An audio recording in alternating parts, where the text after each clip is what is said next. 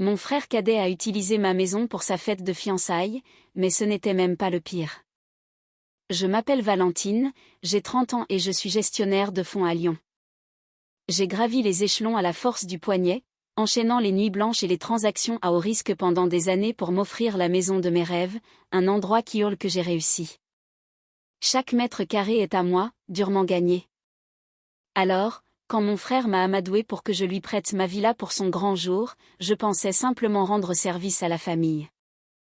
J'ai instauré des règles strictes, pensant que cela suffirait à garder le contrôle. Grosse erreur.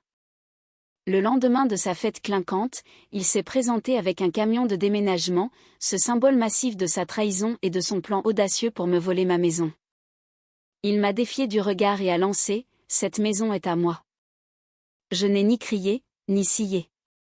Je suis resté là, les bras croisés, un sourire en coin, car mon avocat et ami attendaient déjà derrière la porte. Comment ma propre famille a-t-elle pu se retourner contre moi? C'est une folle histoire de mensonges, de complots et d'une bataille que je n'avais jamais vue venir. En tant qu'analyste financière à Lyon, j'ai passé des années à trimer, à conclure des accords impitoyables et à déjouer les pièges du marché pour me construire une vie dont je suis fière. Il y a 2 ans, j'ai acheté ma maison de rêve, une villa moderne sur les hauteurs de Saint-Cyr-au-Mont-d'Or, où chaque pierre a été payée par ma propre sueur. C'est mon sanctuaire, la preuve de ma réussite. Mais pour ma famille, c'était un trophée brillant qu'ils pensaient pouvoir s'approprier. Mon frère cadet, Julien, 27 ans, est un travailleur indépendant qui n'a jamais vraiment réussi à s'en sortir. Il enchaîne les échecs professionnels, toujours soutenu financièrement par nos parents. Sa petite amie, Chloé, 26 ans, possède un charme qui semble répéter devant un miroir, tout en sourire mais sans aucune profondeur. Notre mère, Sylvie, traite Julien comme s'il était intouchable, répétant sans cesse qu'il cherche encore sa voie pour excuser ses derniers désastres. Notre père, Charles, reste silencieux, évitant toujours le conflit. C'était au début du printemps quand Sylvie m'a appelé. « Valentine, nous avons besoin de ta maison », a-t-elle dit sur un ton mêlant chaleur et culpabilité. Elle voulait ma villa pour la fête de fiançailles de Julien et Chloé, un événement caritatif censé leur donner une bonne image. Je n'étais pas emballée car ma maison n'est pas une salle de réception, mais Sylvie a insisté lourdement. « C'est pour la famille », martelait-elle, « tu as tellement réussi, partage un peu. » Charles a ajouté que cela compterait beaucoup pour mon frère. La pression était telle que j'ai fini par céder, mais avec des conditions draconiennes. Sans invité maximum, ai-je précisé, tout le monde dehors à 22 heures, et aucun changement structurel. Sylvie a accepté beaucoup trop vite, ce qui était le premier signal d'alarme.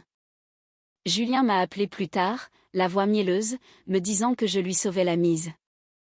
Chloé m'a envoyé un message disant que ce serait « épique », mais je me demandais bien pour qui. Les semaines suivantes ont été un déluge de messages. Chloé a insisté pour prolonger la fête après minuit, prétendant que cela boosterait l'aspect caritatif.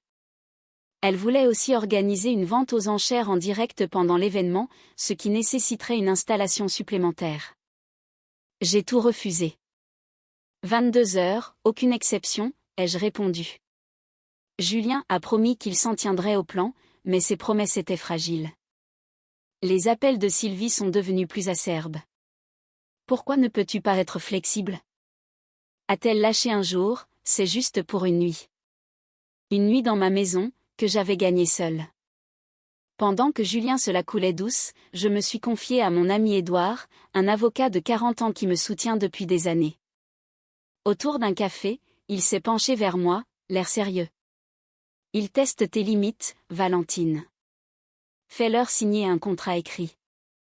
Je voulais croire que ma famille ne me ferait pas de coups bas, mais ces paroles me trottaient dans la tête. Le favoritisme de Sylvie n'était pas nouveau. En grandissant, Julien recevait toujours du matériel neuf pendant que je devais me débrouiller. Il a cassé la voiture de papa et ce n'était pas grave, alors que si je manquais une date limite, j'avais droit à des sermons pendant des semaines. J'avais construit ma vie loin de leur drame, mais les laisser utiliser ma maison revenait à les inviter à nouveau dans mon intimité. À l'approche de la fête, mon malaise grandissait. Chloé n'arrêtait pas de m'envoyer des textos pour de petits ajustements, plus de chaises, une scène plus grande pour les enchères. Julien balayait mes inquiétudes d'un revers de main. « Détends-toi, Frangine, on gère », disait-il d'un ton trop décontracté. Sylvie m'appelait tous les jours pour me demander la disposition exacte des pièces, comme si elle cartographiait les lieux. Mon instinct me disait que quelque chose clochait. J'ai commencé à enregistrer chaque message et chaque email, juste au cas où. Édouard a remarqué ma tension et m'a conseillé de verrouiller ce contrat. J'ai acquiescé, sans savoir jusqu'où cela irait. Les signes avant-coureurs se sont accumulés rapidement. Le traiteur m'a appelé, semblant troublé, pour me dire qu'on lui avait demandé de préparer un buffet pour 150 personnes. 50 de plus que prévu. Ce n'était pas une erreur, c'était intentionnel. Ensuite, Chloé a envoyé un email joyeux demandant de réaménager mon jardin avec une pergola et un nouvel aménagement paysager pour l'occasion. Ma patience s'épuisait. Ils agissaient comme si mes règles n'étaient que des suggestions. J'ai appelé Julien le soir même. Pourquoi y a-t-il 50 invités supplémentaires ? Ai-je demandé, calme mais ferme. Il a ricané comme si c'était insignifiant. Valentine, c'est juste quelques personnes de plus, détends-toi. C'était ma maison, mes limites. Je lui ai rappelé notre accord, mais il s'est esquivé. Le lendemain matin, ma collègue Béatrice, 35 ans, m'a prise à part au bureau. Elle avait entendu quelque chose de troublant de la part d'un fournisseur. Chloé se vantait de pouvoir utiliser la maison à long terme après l'événement. À long terme ? Mon cœur a manqué un battement. Béatrice est une femme sérieuse qui n'exagère jamais. Surveille tes arrières, m'a-t-elle dit. J'ai décidé de confronter Julien en personne. Je suis allée chez mes parents où il était affalé sur le canapé, l'air suffisant. Julien, nous nous étions mis d'accord sur 100 invités et aucun changement au jardin, ai-je dit d'un ton sec. Il a haussé les épaules en souriant. Tu en fais trop, c'est juste une fête. Chloé, assise à côté, a ajouté que c'était pour une œuvre caritative. Son sourire semblait être un masque sur le point de glisser. Avant que je puisse insister, Sylvie est intervenue. Valentine, pourquoi es-tu si difficile ? La famille doit s'entraider. Tu as cette immense maison, laisse ton frère briller un peu. Ces mots me peignaient en méchante alors que je ne faisais que protéger mon bien. Mon père, Charles, a essayé de jouer les médiateurs en demandant à tout le monde de respirer, mais sa neutralité me faisait me sentir encore plus seule. J'ai tenu bon, les règles ne changeraient pas. Julien a levé les yeux au ciel et Sylvie a soupiré d'exaspération, me demandant pourquoi je ne pouvais pas partager ma réussite. Sylvie m'a rappelé plus tard pour en rajouter une couche de culpabilité. Tu fais honte à ton frère, c'est son moment de gloire, a-t-elle lancé. J'ai serré les dents, fatiguée de sa partialité. Julien avait toujours été l'enfant prodige qui fuyait ses responsabilités et gaspillait l'argent. J'avais tout construit à partir de rien alors qu'il vivait de subventions parentales. Maintenant, il traitait ma maison comme son décor personnel. J'ai commencé à sauvegarder tous leurs messages, les demandes insistantes de Chloé et les réponses vagues de mon frère. L'avertissement de Béatrice sur l'utilisation à long terme me rongeait. Était-il simplement imprudent ou préparait-il quelque chose de plus gros ? Dans le doute, j'ai vérifié mon système de sécurité et m'ai assuré que mes serrures étaient solides. À un mois de la fête, les demandes continuaient de pleuvoir, un nouveau système de sonorisation, l'emprunt de mes meubles de patio. Chaque requête testait ma détermination. Un dimanche chez mes parents, tout a basculé. J'y étais allée pour le déjeuner familial habituel, m'attendant aux pics habituels de Sylvie sur mon égoïsme. Mais ce que j'ai entendu ce jour-là a bouleversé mon monde. Ma cousine Tania, 33 ans, m'a prise à part après le dessert, l'air tendu. Elle m'a emmenée sur la terrasse, hors de portée de voix de Julien, Chloé et Tristan, le frère de Chloé. J'ai entendu quelque chose hier soir au bar, a-t-elle chuchoté. Il prévoyait quelque chose d'énorme concernant ma maison. Il parlait de falsifier des documents pour prétendre que la villa leur appartenait légalement. Tristan disait qu'il s'occuperait de la paperasse parce qu'il l'avait déjà fait auparavant. J'ai eu l'impression de recevoir un coup de poing dans le ventre. Tania a ajouté que Chloé prétendait être enceinte pour garantir le soutien de la famille, mais elle ne la croyait pas car elle avait bu plusieurs cocktails sans hésitation au bar. Mon esprit tournait à toute vitesse. Mon frère, que j'avais sorti de tant de pétri par le passé, complotait pour me voler ma vie. J'étais pétrifiée. La partialité de Sylvie me revint en mémoire, Julien avait toujours tout obtenu sans effort. Était-elle complice ? À l'intérieur, Julien plaisantait avec Charles, insouciant. Chloé m'a lancé un regard avec son sourire trop sucré tandis que Tristan sirotait son verre, l'air supérieur. Je voulais entrer et hurler, mais Tania m'a retenu. Ne fais rien, ils nieront tout. Il te faut des preuves. Elle avait raison. De retour à l'intérieur, j'ai dû forcer un sourire malgré mon cœur qui battait à tout rompre. En rentrant chez moi, les paroles de Tania tournaient en boucle. Julien m'avait déjà pris de l'argent pour son loyer et je lui avais trouvé des pistes de travail, et voilà comment il me remerciait. L'idée qu'il puisse me voler mon refuge, mon symbole de réussite, me donnait la nausée. Mais la colère commençait à prendre le dessus. Il pensait que j'allais me laisser faire, mais il ne me connaissait pas vraiment. Le lendemain matin, j'ai appelé Édouard pour une réunion urgente. Dans un café, je lui ai tout raconté, les faux papiers, la fausse grossesse suspectée, le rôle de Tristan. Ses yeux se sont durcis. Il joue à un jeu dangereux. D'abord, nous allons sécuriser tes défenses. Installe des caméras de haute résolution partout, sous chaque angle.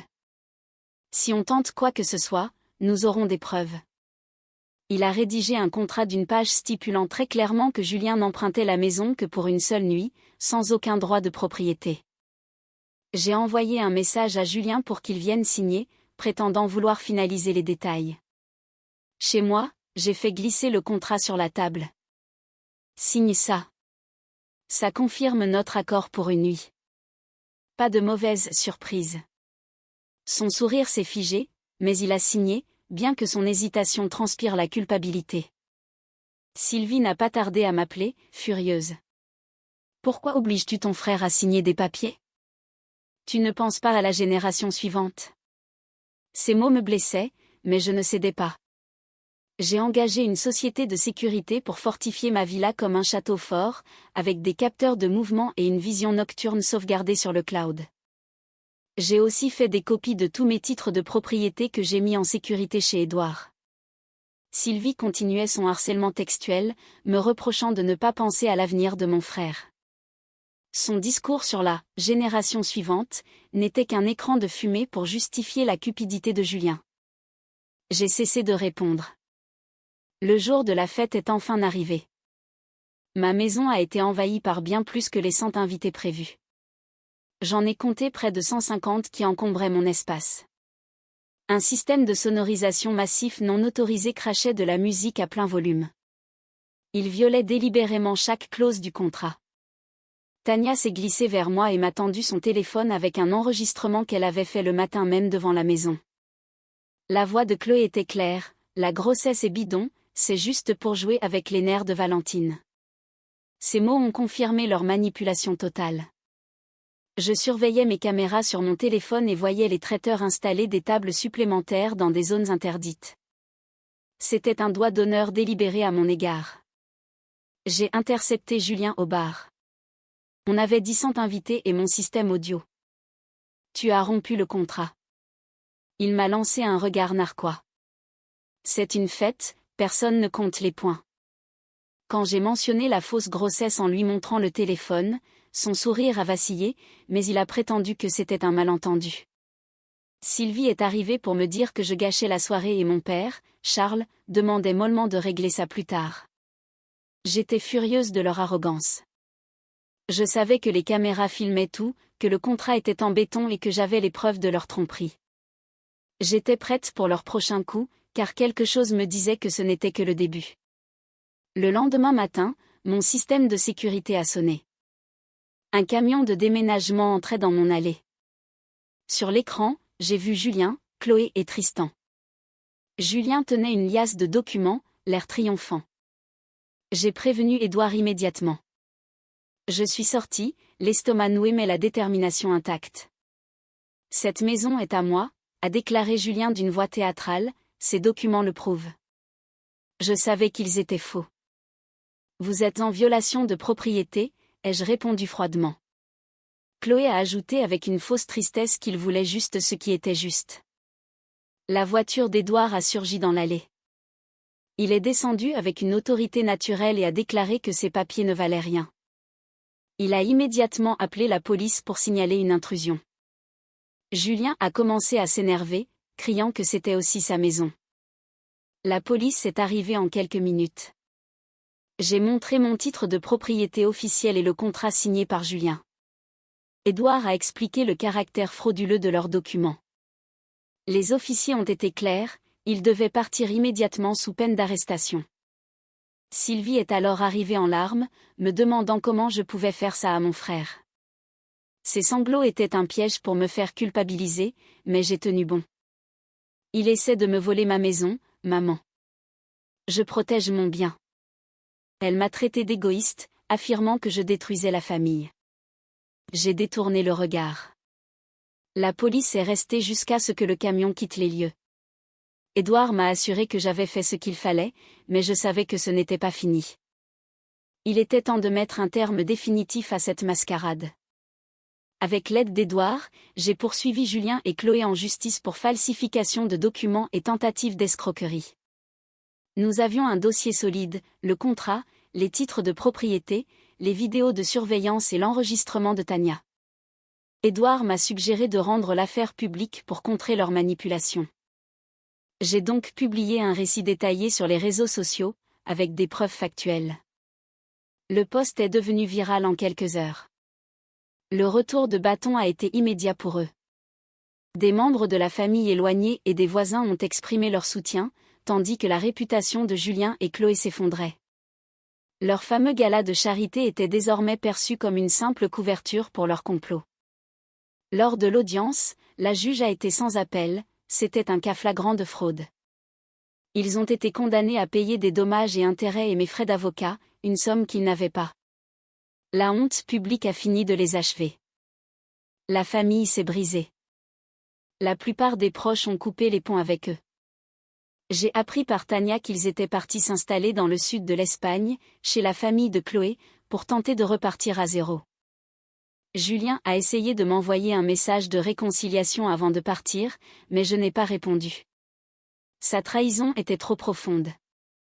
Sylvie a continué à m'appeler en pleurant pour que je lui pardonne, mais j'ai fini par couper tout contact avec elle aussi, incapable de supporter son déni. Mon père, Charles, m'appelle parfois pour prendre des nouvelles sans évoquer le drame, et nous maintenons un lien ténu. Cette épreuve m'a appris que protéger ses limites n'est pas de l'égoïsme, c'est de la survie. Ma maison n'est pas qu'un bâtiment, c'est le symbole de tout ce que j'ai bâti et je n'hésiterai plus jamais à me battre pour ce qui m'appartient.